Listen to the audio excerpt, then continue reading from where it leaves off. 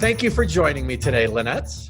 Oh, thank you for having me. This is fun to actually reach out and touch people again and communicate in some way. Absolutely, absolutely. And I'm glad to hear everybody's well on your end, so that's a good thing. Everybody in my small circle as well, and as far as I know, most of our clientele is well too. Great, and that is definitely the most important thing. So why don't we just begin with you giving us a little background on yourself, how you got into this and where you're at now. Oh, that's a lot of background. Let's see. Well, I've been doing this. Feel free to pick and choose. I've been in this business as an agent for well over 30 years now. I started out back dating myself here in video production world, working for a company that hired talent for commercials and events and other promotional kind of things. It was all video work, a lot of music videos. This was the 80s when music videos were just coming out.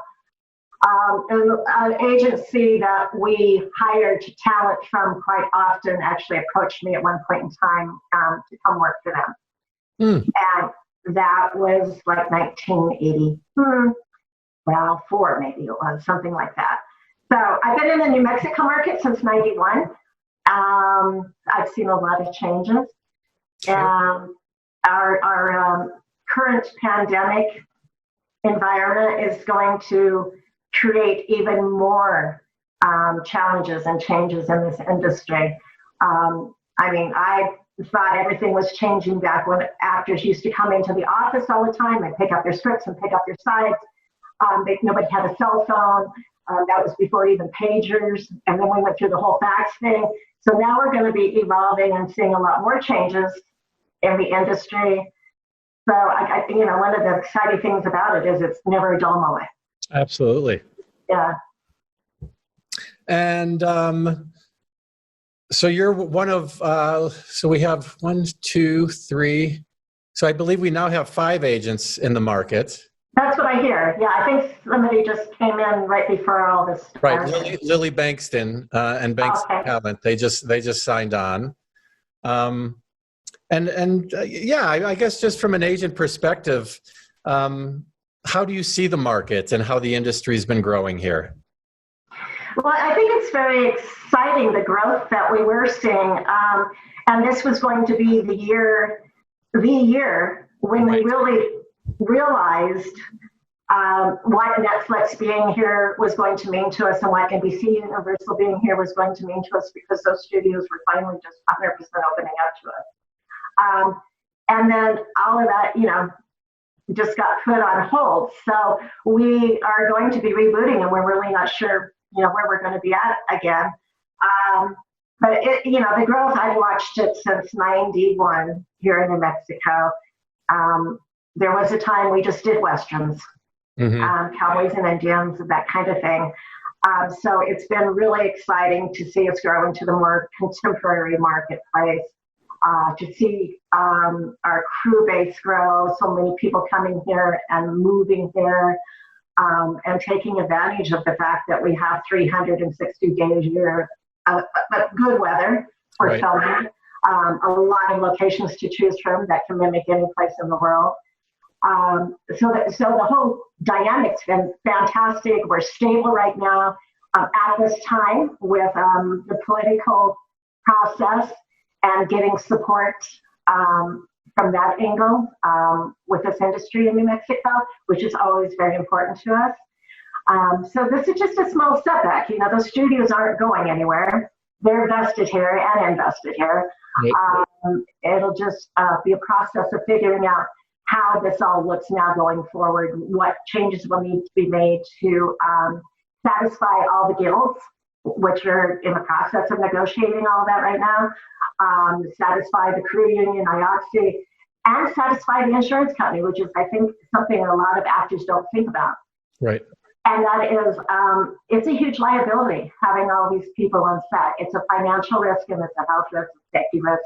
And so those people have to be satisfied as well, as far as how things are being maintained. Right. Once all that's put in place, we'll continue forward. It may look different. There may be fewer people on sets. It may be writers may change. A smaller cast, you know, maybe not so many day players. It may go back to the 80s where you have just, you know, small, like the Connors, the Brady Bunch, Right. all those types of things where you have a more consistent cast and fewer people interacting. Though I don't know. We'll see. If we get a vaccine in the next year and a half, 2 years, it'll make or at least a treatment. Right. It'll really help. Absolutely. As a whole. Right. And the world as a whole, obviously. Right. And I think, you know, as you say, and I think it's important that at the moment, this is all hypothetical, that literally nobody knows what's going to happen. So we can all, you know, think about it and discuss what's possible. But at the moment, we don't really know. And like you say, one of the things that I've been reading and hearing about is what you said is, you know, shows are going to maybe have less guest stars and co-stars. And, you know, one of the industries that could be definitely hit is background actors. Absolutely. Because with the improvement of digital technology and the increase of health risks, people, again, you know, studios don't want to take the risk of the lawsuits of people getting sick. Uh-huh. So, you know, it's a community that could be hit, but hopefully won't be. Yeah, you know, there's talks of, you know, asking crew and cast to quarantine for a couple of weeks in a hotel. But of course, that's a whole other discussion. How are those people paid? How are they compensated for that? And then that ties them up to where they're not available to work on other productions and possibly losing work, you know, if they're sitting in quarantine. So there are a lot of questions that need answered. And, you know, everybody at the top of the rung in every guild and in every department is frantically trying to figure out what all those answers are. But until we get, you know, solid CDC guidelines and guidelines from each state, it's going to differ probably by each state as well. You know, so you need national guidelines, state guidelines, and then all the guilds working together to make it a safe environment. So interesting times. Yes. Well, pandemic aside, in terms of what you do, how you know, I think a common question with actors is, how do you determine as an agent who to sign? What qualities do you look for? What can somebody do that you don't know to get on your radar? Basically the process involved with you finding people and bringing them on as clients. Well, you know, the first step is obviously the submission. And when I go through my submissions, what I'm really looking for are faces, character types, ethnic groups that I'm lacking in my talent pool. I think, you know, an agent needs to have a well-rounded talent pool to, as we see the different types of shows that we're trying to cast here in New Mexico, that's growing and our needs are changing. So we need to be able to fulfill the casting needs. So that's always the first thing. Do I need this type of character? I cannot get 20 of you, Bob, into an audition with a casting director. Right. So it doesn't do me any good to have too many of a particular type as well. So, you know, I got to keep numbers that are manageable, figure out if they're somebody that I would really need and that I'm interested in. A lot of varieties of characters are great as well, instead of everybody 20-some-year-old looking all the same. You know, it is really important too, because that gets a niche for actors if they just stand out a little bit different than somebody else. And then beyond that, you know, there's misrepresentation out there that I only sign SAG actors, and that is not true. I am eager to see and discover new talent who might be non-union. But what I want to see is somebody who's really truly an actor, who does this because they love the craft and who puts a lot of time and effort and energy and studies all the time, gets in theater when there's down time, works with groups, there's a lot of actor groups, or, a lot of different instruction and teachers. We have great instruction in New Mexico. So what I want to see is somebody who comes to me instead of saying, what can you do for me? I want to be famous. That doesn't work in my office. I like to have somebody come in just full of energy. Right. And say, this is what I do, and this is what I have to bring to the table. Yeah.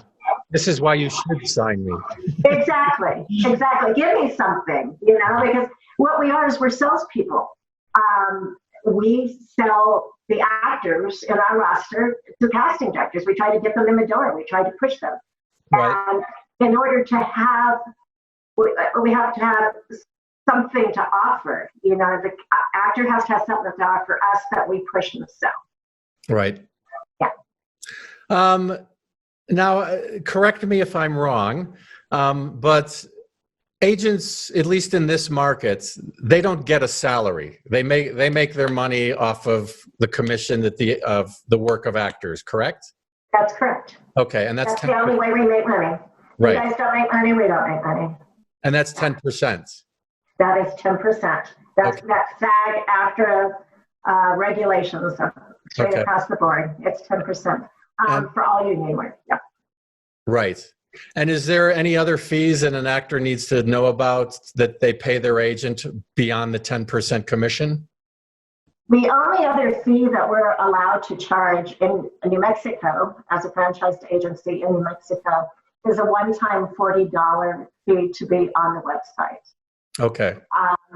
And that's, and we appreciate SAG allowing us to do that, because unlike larger markets, New York, California, where they have whole staffs of people working for them because there's so much work there, a lot of us are just a one person or a 1.5 person operation, and we don't have the time. We're busy getting actors out to auditions and booking them. We don't have the time and hours it spends to keep a website up to date. Right. So that, I don't know how other agents deal with it, but as far as my agency is concerned, when an actor pays that $40 to be on the website, the check's not even made out to me. It's made out to my webmaster. That money doesn't even touch the agency at all. Right.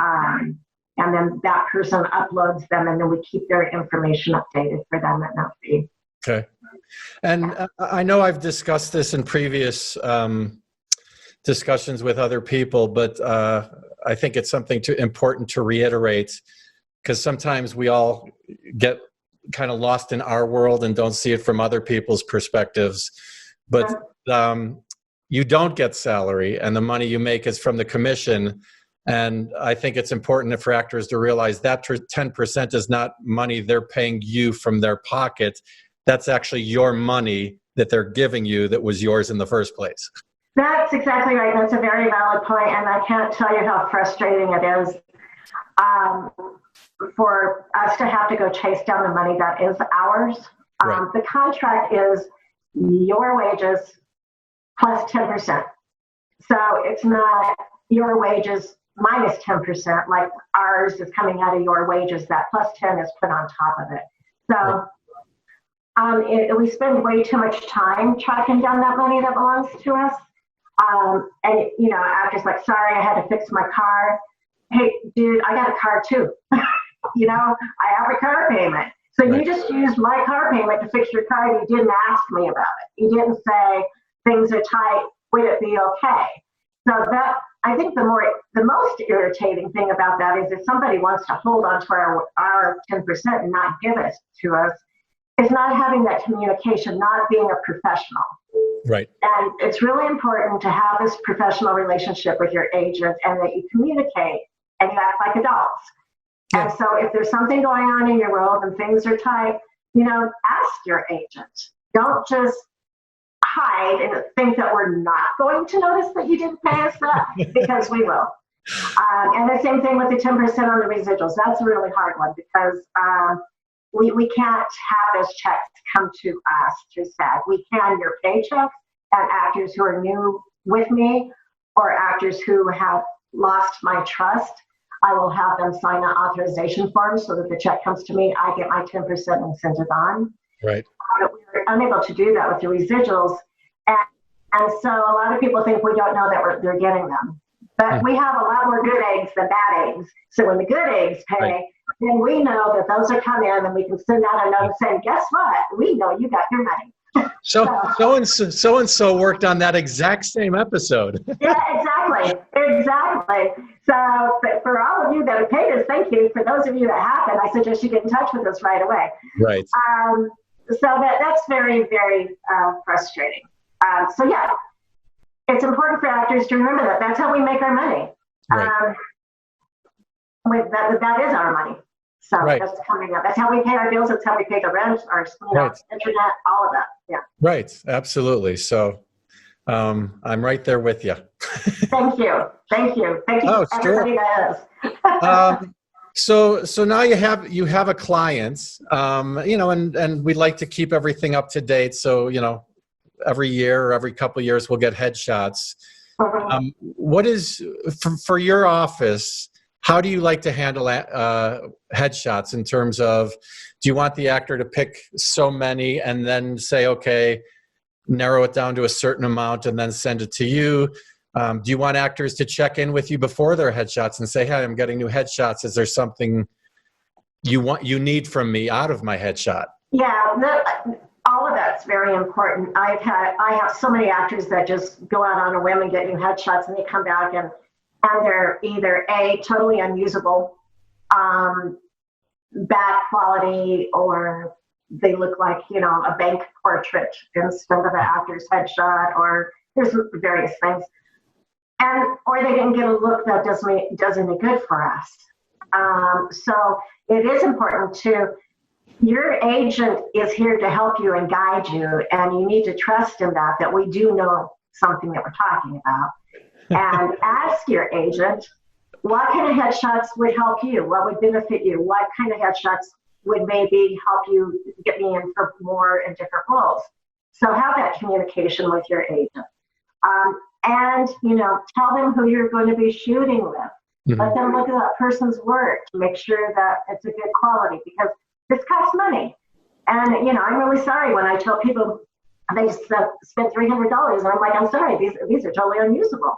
So, these are like modeling shots, or they're not acting shots, or these are lifestyle shots. They're not acting headshots. So do that and then narrow them down for me anyway. I don't have time to sit there and go through 100, 200 of every single look that you've done, get rid of all the ones with your eyes closed and the funny faces, and, narrow down to, 10 or 20 of each look, and then we'll go from there. And when you send them to your actor, to your agent, either send them through the photographer's site, if that's available, or send them through a file transfer service. Don't send individual headshots and send me like 50 emails with headshots attached. Right. So like WeTransfer or Hightail, something like that. Right. Or if somebody wants to put a Selects web page together and just send you the link, does that work as well? Yeah. Okay. That works great. Yeah, perfect. So here's an interesting question that I actually thought of that I've just always been curious about. Actors can see themselves one way, and casting people and agents can see them another way. And how do you deal in terms with an actor who's like, well, these are the kind of roles that I want to go out for. These are the kind of roles I want to get. And yet from your perspective, it's like, yeah, but these are the roles that you're going to be seen for. And these are the roles that how people see you. Like, I'll just use myself as an example. I always like playing the darker, grittier characters, but for so long it was always the grieving husband, the sensitive father, and it's like, I don't, I want to work, so I'll do it. Exactly. But I want to get more into the kind of charactery bad guys, and thankfully, after years and moving here, I got that opportunity. You did. You had a great background. Yeah. What happens when you kind of get to that? And that does happen quite often. I can tell you about that. One of the reasons you got to that position where you were offered that opportunity was because you had proven yourself over a lot of years as being a very consistent, bookable actor.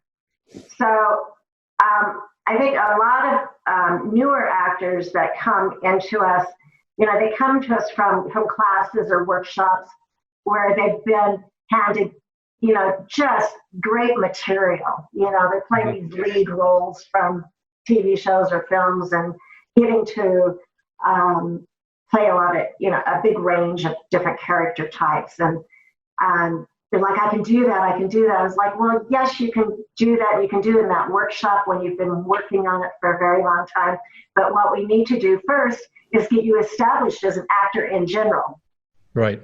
So to get you established as an actor in general, what we need to do is put you out for the roles that we know casting is going to see you for. And you need to get in front of them, and you need to book those roles, and you need to gain their confidence. And then when you get casting's confidence, we can have that conversation about, let's stretch a little bit. I think right. You can do this, So it's more about, building your resume, building a reel, and building trust with casting directors, producers that have worked with you before, and trust from your agent. And then that way they will go out and fight for you for, different types of characters or larger roles. Right. Yeah. And like anything else in life, I think, the word trust has come up multiple times. And I think that's something that should be kind of grasped onto, that it really is about trust. It is about trust. And a really important thing for actors to know is that we're in this for you. We are really pushing to get you in there. We're submitting you. We're trying to get you in the room. We're trying to get you those opportunities because we want you to book. Right. Because if we don't get paid, you don't get paid. Right. Well, we wouldn't want you to book. So we're working for you. Yeah. Do you need actors to regularly stay in touch with you, or does it goes back to you're trusting they're doing what they're supposed to do, they trust that you're doing what you're supposed to do, and only really check in when something changes, I got a new hairdo, I'm getting new headshots, or do you like actors to maintain semi-constant contact? I like semi-constant. That's a good semi-constant contact. I honestly miss the old days when there was a lot more interaction with the actors, when we spoke to them on the phone all the time, when they had auditions, right? Instead of just emailing the materials. Hearing their voices or seeing their faces, and it's important for us to have that. But even checking in by email is fine, but don't do it every week. Once a month, once every 2 months. If you haven't heard from me, if you're hearing from me, if you're going out on auditions, we're good. Right. Unless you, as you said, you want to change your hairstyle or whatever. Actors who don't hear from us as often as our regulars, who are regular bookers, sometimes can check in too often. Do you need more headshots? Do you need more? What can I do? What can I do? And just trust that we're doing everything we can to get you in that door. It takes a while to do that because casting directors have the actors that they've developed relationships with, and that trust. And they're the ones that they first put on the list to bring in for roles. Yeah. And then we get to all the newer actors. Right. So it's just, once again, a game of patience. And yeah, don't check in all the time. I try to send out, I do my email blast, as you know, because Right. I'm not a Facebook person. And especially like during these times, during the holidays, when we're at our lull, we usually have a lull, summer lull, we've got July. And just to, keep everybody calm and let everybody know what's going on, I'll send out an email blast.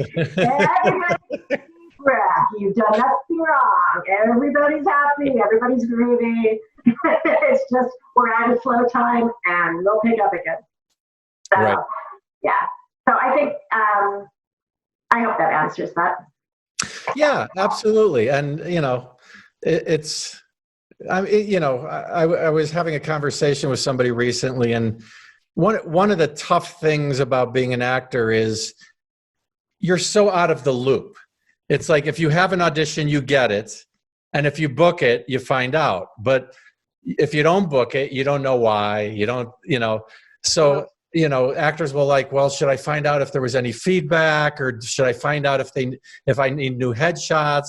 And the thing that I will say is your agent is your advocate. They're not going to get feedback and keep it from you. They're not going to look at your headshots and say they're not good, but I'm not going to tell them they don't need new ones. Right. Right. Yeah. That is for sure. And I have to tell you something that I found was very interesting. It's just a little sidetracking here back to the pandemic. Because you all keep us busy even during the Christmas holidays, It's like, oh, we got time on our hands, so let's check in with the agent and see what I could be doing, So it's like we're never on a break.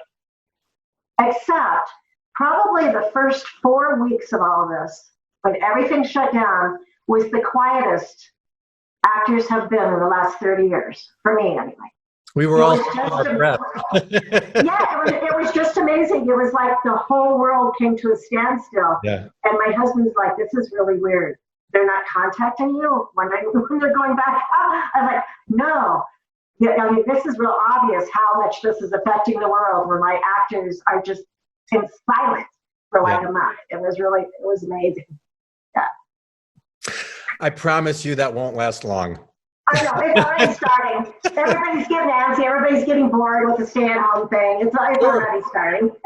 Sure, but again, how are you? I mean, what a great time to work on your craft. Read books.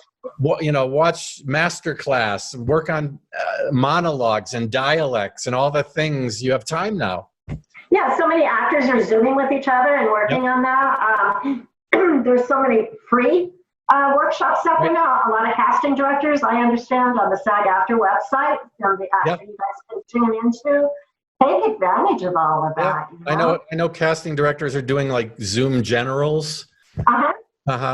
So I don't know if any of our locals are. Did they? No, this is more in the bigger in New York. Right. I know in terms of casting, they only have so many spots, per role, per agency. But how does it work on your end? Do you submit everybody who's right for that role, or are you limited to submitting only a certain amount of people? No. We can submit everybody that we feel is right for that role.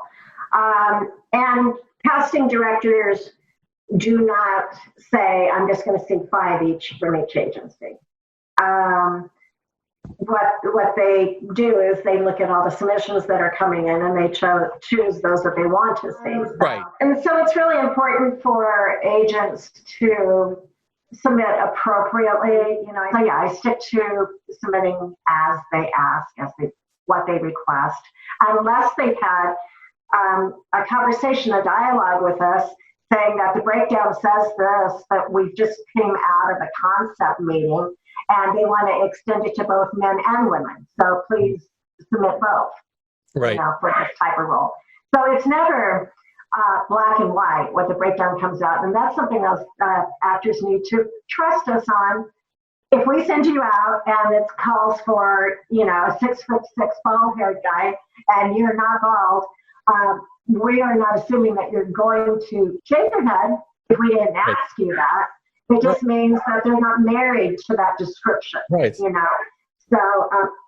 know that we have those conversations and we have more insight than just what the basic breakdown. Yeah. Or if you're a 5'5" woman, it's like there's a reason they called you in, even though it says 6'4" bald guy. Exactly. You know. Exactly. Yeah. So so it's going to be interesting now that we have 5 agents now to see how that spreads things out, because when there was just 2 or 3 agents in New Mexico, we were able to get more of our talent pool in to the casting office to be seen. And so the more agencies you have, the bigger the talent pool and the fewer people each agent will be getting in the door. Right. That just changes the dynamics there. So we'll see how that plays out. And you know, and the blessing of the curse and the blessing and curse of being in a market that's growing and getting a better reputation is more work's going to come here, but more actors are going to come here, more agents are going to come here. Exactly. You know, you're going to just get more, and the pool's going to get bigger.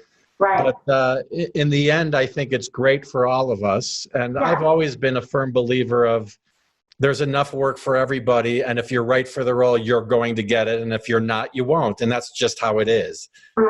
You know. Yeah, that's very good. Yeah. So, how do you feel about an actor passing on an audition? And I'm obviously going with the assumption of for a good reason. It's against my religious beliefs. I'm not comfortable with a sexual situation. Is that the kind of thing where you're like, oh, well, if they're going to turn down, I'm not going to send them out? Absolutely not. No. That's totally acceptable. I would not want anybody to try to force me to do something I'm not morally comfortable with, you know? And I have actors turn down things all the time. And in fact, I just won't submit actors if I know that they're, you know, this woman does not like to be tied up, or that this person has religious beliefs where no, there's language in here that he's not going to audition for that. So I just won't submit them. And if casting asks for them, I was like, no, this is their line that they draw, and casting's okay with that too. Right. They don't want to push anybody to doing anything that they're uncomfortable with. You're not going to get a good read. I mean, why would you put somebody in an uncomfortable position? I mean, it's just not the right thing to do. But no, right. It's fine. But again, like I say, I hear from the other side sometimes people are like, you know, can I turn down an audition? You know, I'm like, absolutely. Absolutely. You know, yes. Yes. Not because you have lunch and you don't want to break a lunch date, but for a good you could lose some further auditions if that's the case. Right. And you bring up a good point. You know, I think it's important when you establish your relationship with your agent from the get-go to say, just so you know, I mean, I remember years ago, I had an audition. I'm definitely dating myself, but I had an audition for a cigarette ad. And I never thought about it. But I told my agent at the time, I said, I won't go out for it. I said that's the only product that I will not promote, because there's a lot of things I won't use or I don't necessarily like, but that I was against and that I can't promote. And then they never sent me out again. Oh, is that right? No, I mean, I'm sorry, for cigarettes. Oh, okay. Oh, no, they were fine with it. No, I loved my agent. They were great. Good. No, I don't think any agents should force an actor to do. You know, it's fine. There's other actors that will do it, whatever that may be. Sure. And again, it's not judging whether it's good that you're doing it or good you're not. It's what you're comfortable with. That's all it is about, yes. There is humanity involved in this business. Yes, there is. I'm curious your take on social media for actors. And feel free to go anywhere you want with it. But in terms of, do you look at potential clients' social media to get a feel for them? Do you find that social media gets in the way of people getting jobs or losing jobs? Just kind of the whole idea of it. Well, social media is here to stay. It's become a mainstay. I do think that some actors focus too much on that and not enough on their actual tools that we need them to keep up and stay on top of. I can't begin to tell you how many times, actors will send me emails saying, just let you know, my IMDB page is all up to date. I've got my new reel on there, I've got new headshots on there, and everything's good to go. I'm like, well, that's nice, but the headshot on your Actors Access site that we use to submit you for casting jobs, the casting directors, the very first thing they see, your headshot's 5 years old, there's no demo reel on it, and that's where you need to be putting your focus. So, IMDb is social media. Actors don't get that. It is social media because it's accessible by the general public, so that's social media. Right. And casting directors do not receive their submissions through IMDb. Right. So it's very important that actors focus on keeping their tools of the trade, updated in the places that are most needed first, and then worry about your social media presence. We know that because of the reality stars and influencers, that's some people have become quite famous using that medium. And so therefore actors want to build their stars or their interest, hoping that that'll book more jobs. And I can honestly tell you, until you are getting guest stars and lead roles, that's not going to sell you for a job. One day guest stars, all the co-star roles, the recurring roles, you're getting those jobs because you're a good actor. Right. They're not spending time researching you and your webpage and your social media for those jobs. They don't have time to be doing that. They don't have an interest. Now, if they're looking for the series regular and leads, they're going to see if this person has the weight to pull in an audience. And so at that point in time, if a person has a little bit of a following, then that does help. But on all other levels, it's not a selling point. Nobody's doing the research on it for the other roles. So that's kind of, and I think it's very important for actors to start being cautious early on in their career with what they do post on Facebook. I've let go of many actors because of postings on Facebook. Mm-hmm.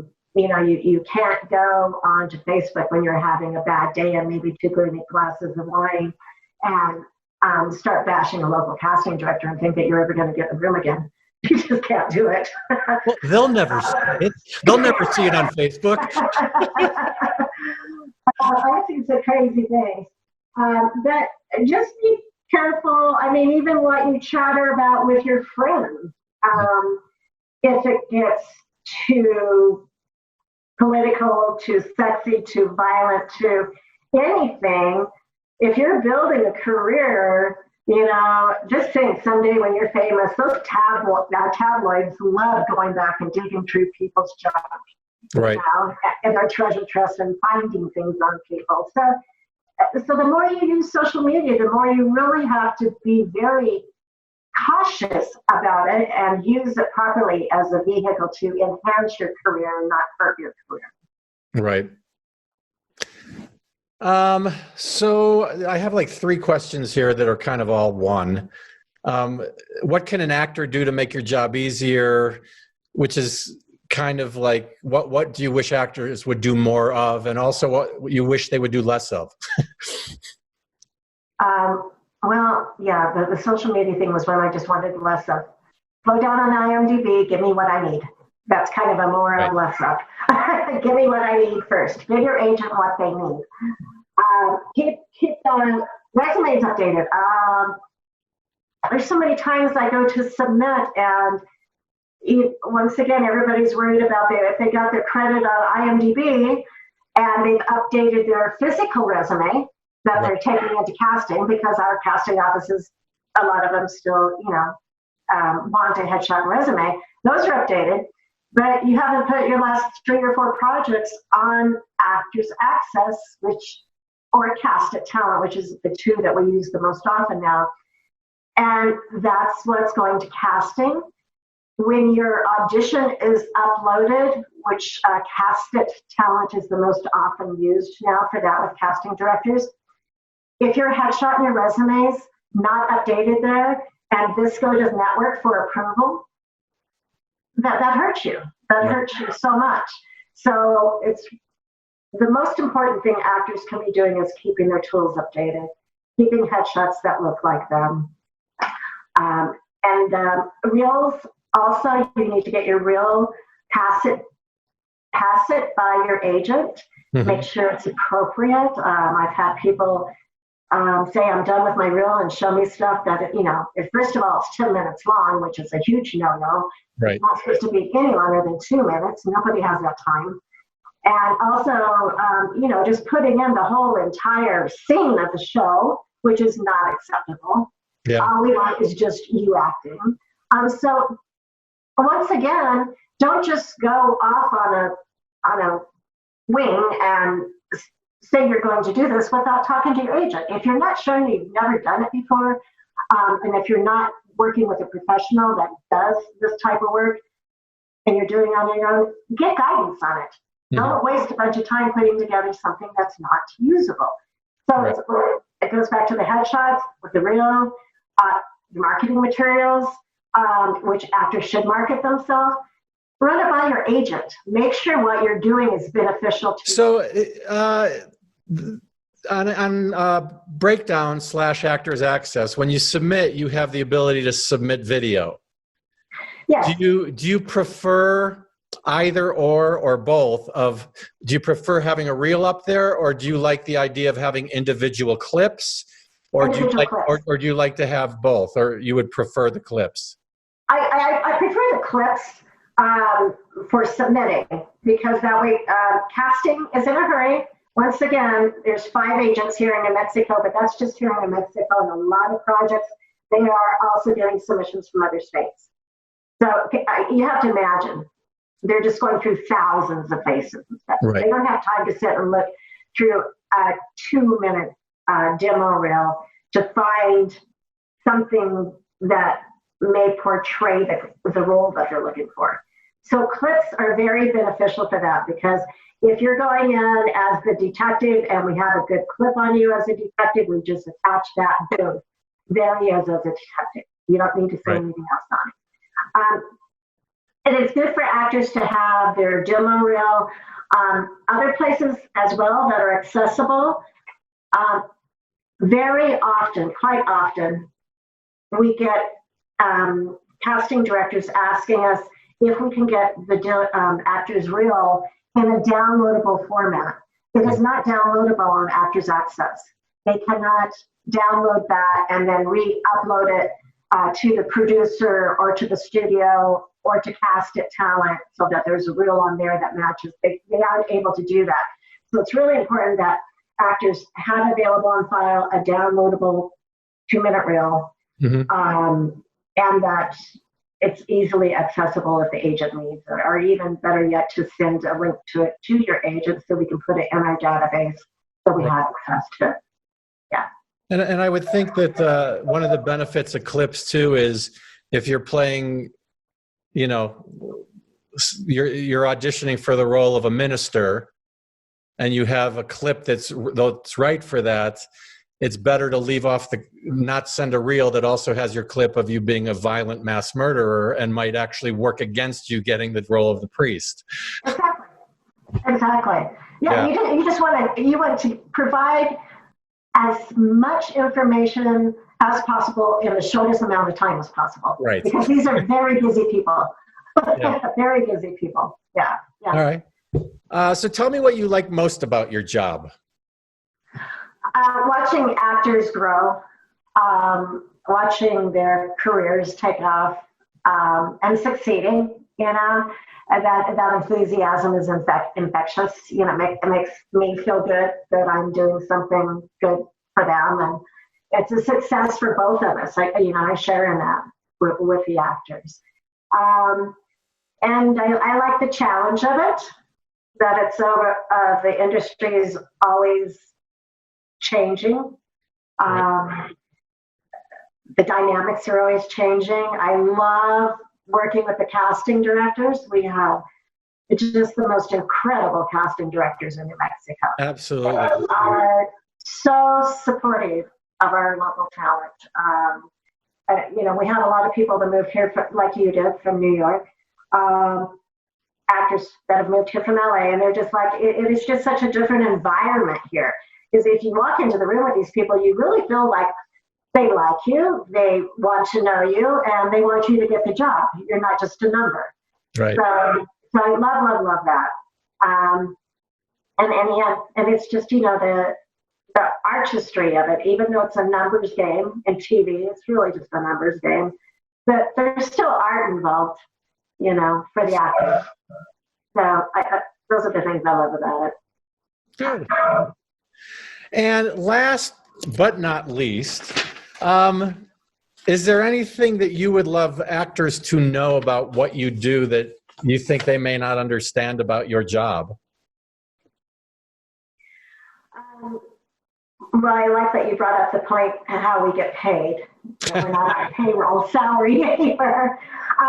But the other thing that I don't think they know is how much time we really put into this, how many hours we work. During this time of year, which is usually one of our high seasons, spring, and then again in fall when we're getting our second roll in. As agents and casting directors, we're working 12, 14, 16, 18 hours a day.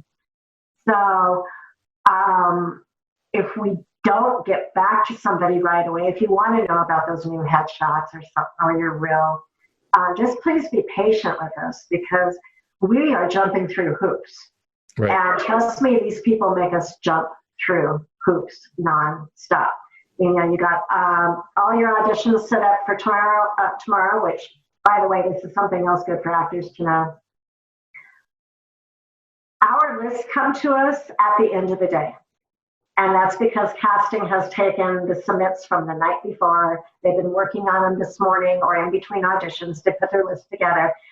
And we get that list towards afternoon, late afternoon, or maybe even evening.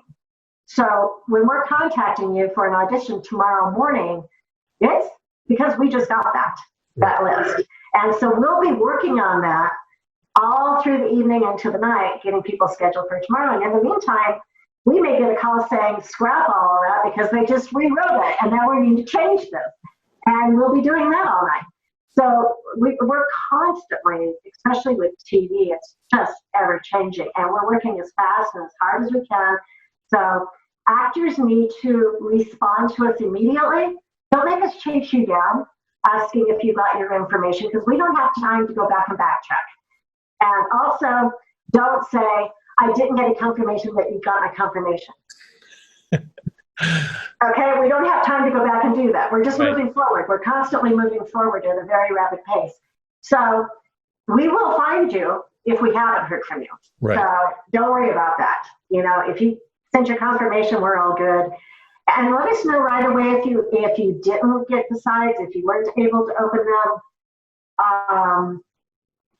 If you have a question about the character, don't say, well, I didn't want to bother you at 8 o'clock at night. Well, that's when I sent you your information. I'm up. So bother me then. Don't walk in unprepared in the morning. Right. So I think all that, now I'm off on a tangent. All of those things are very important. And just so know that we are very busy when we're busy. And we're doing it all for you and for us, but for you mostly. So I think that's important for actors to know. I don't think a lot of them really understand the process and the hours that we put in because of the process, because we are answering to, not only are you our clients, the casting directors are our clients. That's a client base for us. The producers, the directors, the studio, we're answering to all of those people and you. Right. So we always have the balls juggling on all ends. Right. And the other 40 actors you're setting up auditions for. Exactly. Right. Exactly. On behalf of all actors, I say thank you. And thank you for taking the time to do this. I think it's important to hear from our other team members in terms of how everything is put together, and just to really appreciate you taking the time to do this. Absolutely. I'm happy to do it. So, thanks for contacting me. Stay safe, stay well, and we'll see you soon. Stay sane. That's my favorite one right now. Everybody stay sane. All right. And then actor reminded me the other day, though, before we cut off, he's like, have you forgotten who you're talking to? You just said stay sane to an actor. Yes, it's artistic insanity. There we go. All right. Bye. Thank you.